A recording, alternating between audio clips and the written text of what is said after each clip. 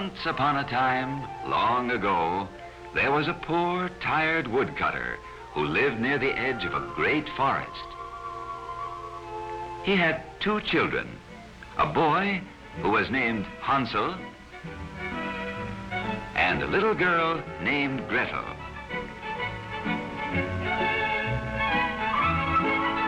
Although there was very little in the house to eat, Hansel and Gretel were happy children, for they were busy each day, keeping their father's house orderly and clean.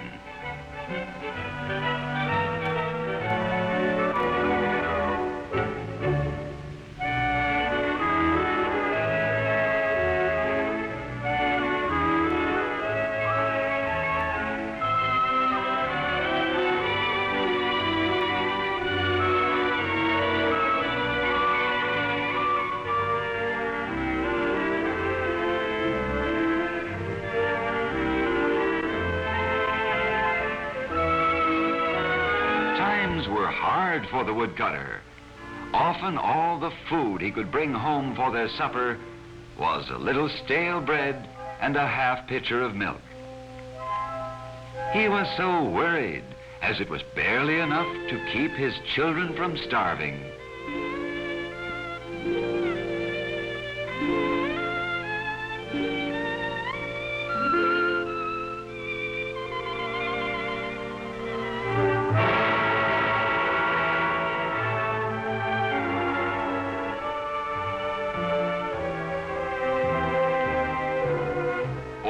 What is to become of us? Cried the poor woodcutter.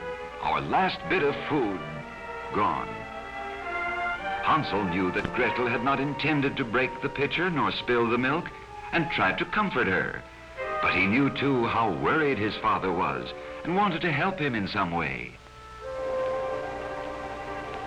With the half loaf of stale bread under his arm, he took Gretel to the front porch, where he wanted to tell her about his plan to get food for their supper.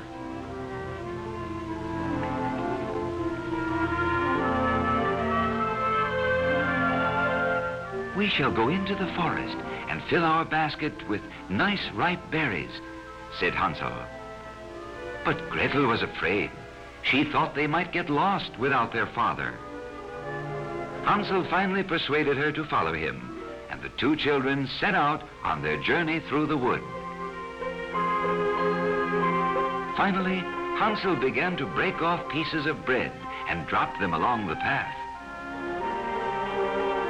See, Gretel, said Hansel, when our basket is filled with berries, we shall follow the trail of breadcrumbs back to our house.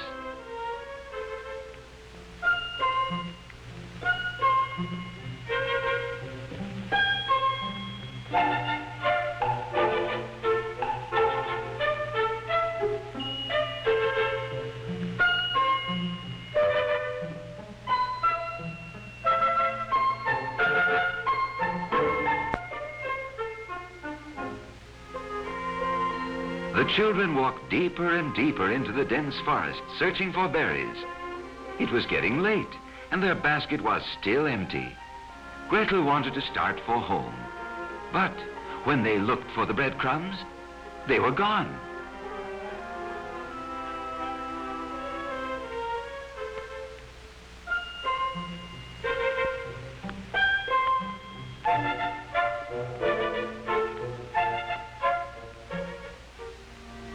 Don't be afraid, said Hansel.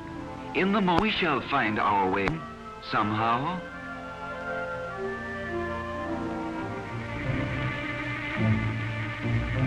Hansel and Gretel did not see the ugly green witch, but she saw them. Every living thing in the forest was afraid of the old witch, as it was said that she possessed strange magic powers.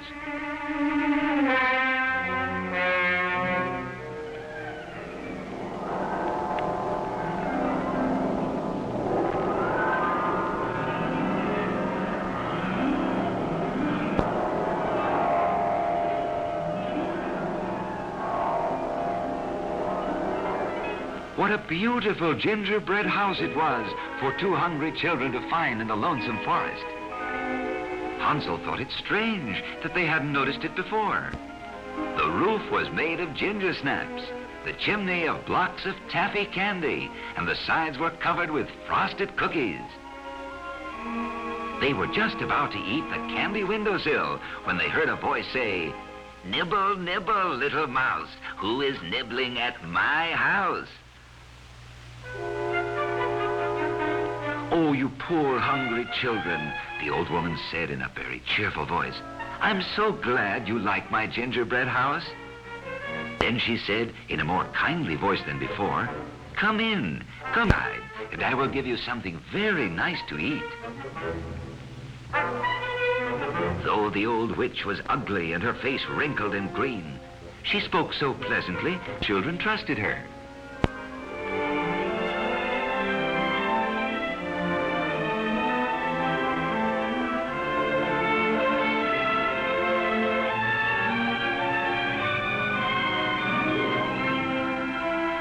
Hansel and Gretel were so very hungry, and there before them was a feast good enough for a king. The witch's table was spread with candies, puddings, sodas, and ice cream, many more wonderful things than they had ever had at home.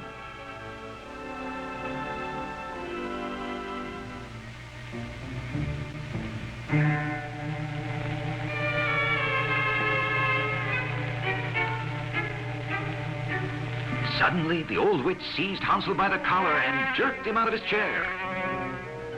And before he knew it, he found himself locked into "You, child, put more wood. Go do as I say. We are going to bake gingerbread today." Poor Hansel was going to be gingerbread boy.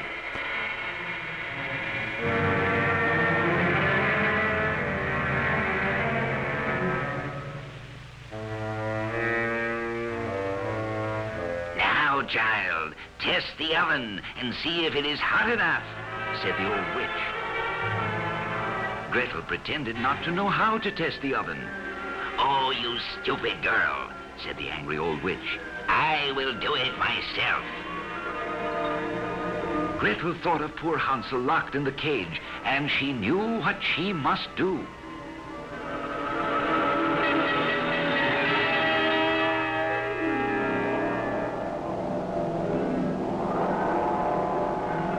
When the witch was destroyed, the enchantment of the gingerbread house was broken, and Hansel and Gretel were free.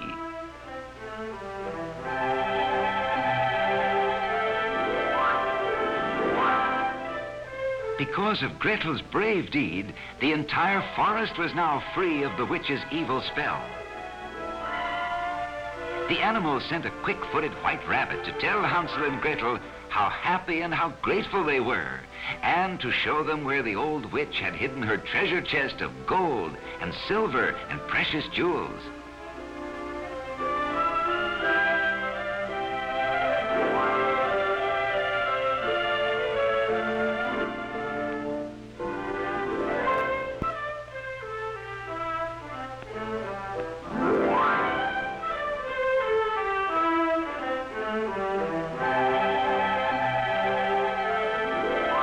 The woodcutter had been looking for his lost children and had almost given up hope when he found their basket. What a happy little family they were to be all together again. Jewels, they need never go hungry again.